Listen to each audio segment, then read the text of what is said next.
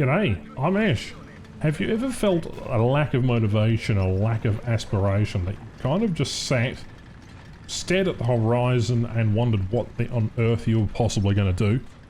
Yeah, that's been me throughout 2023 this year, with a bunch of things going on that I've talked about in the past videos, from boycotts to heart attacks to leaking documents and various other War Thunder affairs. It's been one hell of a year, especially for me personally and outside of War Thunder and content creation. But in today's video we're going to be primarily taking a look at, well, the leaks and various other interesting ongoing. So do me a favour, like and subscribe, also chuck us a comment while you're at it, and tell me what your favourite leak has been this year. And this week's been particularly interesting for a number of reasons, considering that everybody is talking about what's going on with bug reporting, specifically when it comes to citing sources from NATO sources and from Russian sources. There's a bunch of hearsay and a bunch of, I guess, interesting drama that also relates to the fact that someone had also leaked a bunch of documents on the VT-4 or VT-1. Anyway, it's leaking season. And a part of the reason I wanted to talk about this, well, and also why I was hesitant on making a video about the leaks, mainly stems out of the fact that, well, there isn't really much you can do. You may as well just call it an in-game event every time a leak happens, because, well, at this rate, they're so frequent. There's been one every about 11 days since the early ones came out early this year. And the issue is only getting worse as more unclassified documents have been publicised, particularly with NATO sources. And when we go to bug report certain vehicles in the game, a couple of the moderators who pass on information to the developers have been declining and, well, basically calling for off-topic conversations to be closed as other bugs, where they go and release Russian sources, which are secondary sources and come from media, and they go and add that to the particular vehicles like the T90M. And I'm not specific on details, but you go scrolling around on Reddit, and, well, the hive mind that Reddit typically is, has often come up with a variety of interesting hot takes on a situation which could be explained if people weren't doxing some of the moderators who constantly deny NATO assets and constantly approve Russian assets. So yeah, a bunch of private information was leaked about one of these moderators. There was also a bunch of other sort of things going on, and people going a bit too far over what is a game about virtual pixels. But Ash, I can hear you saying, they're basically not accepting any reliable source from the NATO governments, and they're only publicising stuff and pushing bugs for Russian stuff. Well, let me let you in on a secret about how moderation works. Usually you have to have some sort of filter.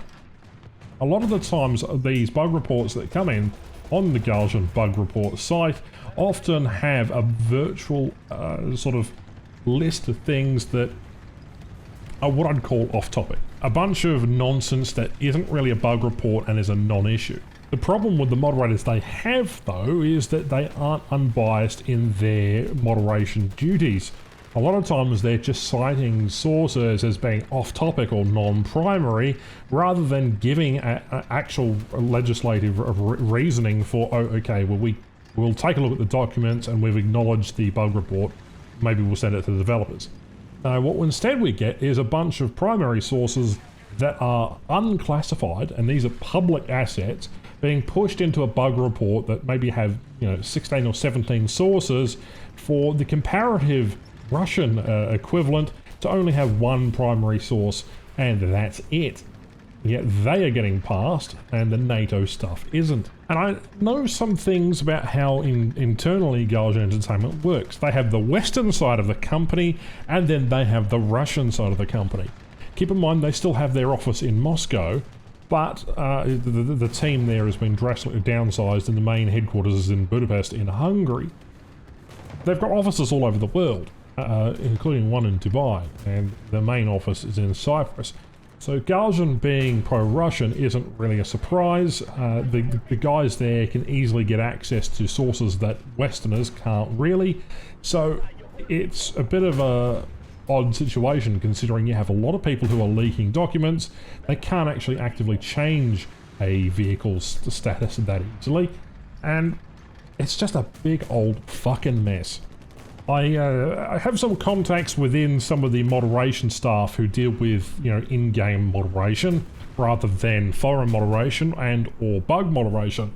And there's some of them who have told me various things, have explained to me that the system that works is completely separated. They have a Western side and then they have a Russian side. And if you want anything to be changed or, you know, there's something to happen, they have to go up to the higher-ups, which then have to contact the equivalent higher-up in the Russian side to get something changed. What is also apparent is the moderation roles and the way that they do moderation changes drastically over a greater period of time. And they're no longer sticking to moderating usernames, and they're no longer sticking to reports of users. Instead, everything's being implemented into Excel spreadsheets, and it's being output into what could only be assumed as, well, a very, very inefficient 90s way of dealing with stuff in 2023. Now, that's just an example of how the company runs its moderation. It's not really the same for how they operate the content partners, or the other content creators, I should say. There is a different scenario for that, but I won't break my contract with that one and talk about that in a public space. What is important to know here is that there's always two sides to a story. It'd be interesting to know why some of the moderators are only pushing forward Russian stuff versus why they're not accepting any NATO stuff.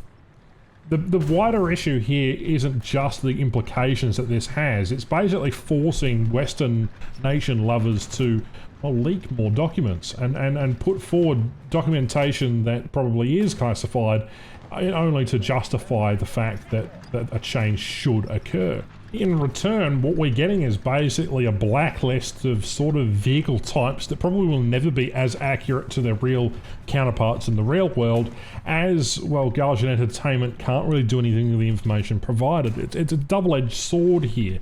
On one hand, we're giving them all the public, this is completely public information, and they're denying a bug report based on certain armor values or spall liners or various other things. And instead, we're having to fight our way, clawing away at stuff in order to get a simple change done. So I feel sorry for the War Thunder community. I also feel sorry for Guardian Entertainment. You've got to put your thinking in their head.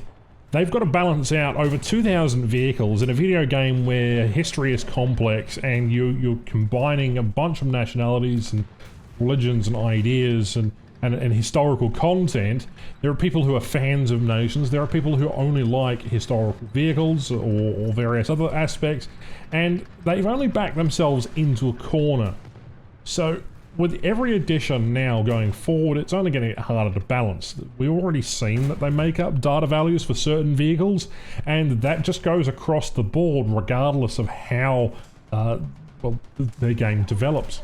Now, what's the takeaway from all this? Why have I made another video talking about leaks and various other different ways that Guardian moderates? Well, simple. Don't dox people, even regardless on their personal opinions on their own profile social media pages. It's quite uncanny. There are other ways to get Guardian to change. Unlike the Chinese consultant issue where there was blatant abuse of power in that case and scenario, you can't really sort of go about doxing someone even if they are documenting something in the wrong way.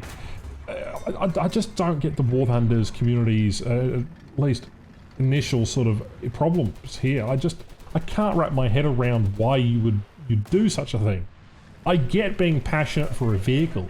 If that's the case, maybe we need to go back to review bombing, right? There are other options instead of just, targeting someone specifically and then exposing their personal details. I think that's a bit unfair. And this isn't the playground. Please have acceptable behavior, and I get that they are deleting posts and forum posts about particular vehicles and about particular things. And I get that they're also doing that on Reddit. They're removing posts as well. But there are other ways to fight. Maybe next time you reach out to a few content creators and tell them, hey, can you help us make this a more public case, rather than, the Guardian mods and moderators being a bit of a touchy subject. Well, that's it. Thanks for watching. My mind is rattling with other things I could have said, but that's all. Bye-bye.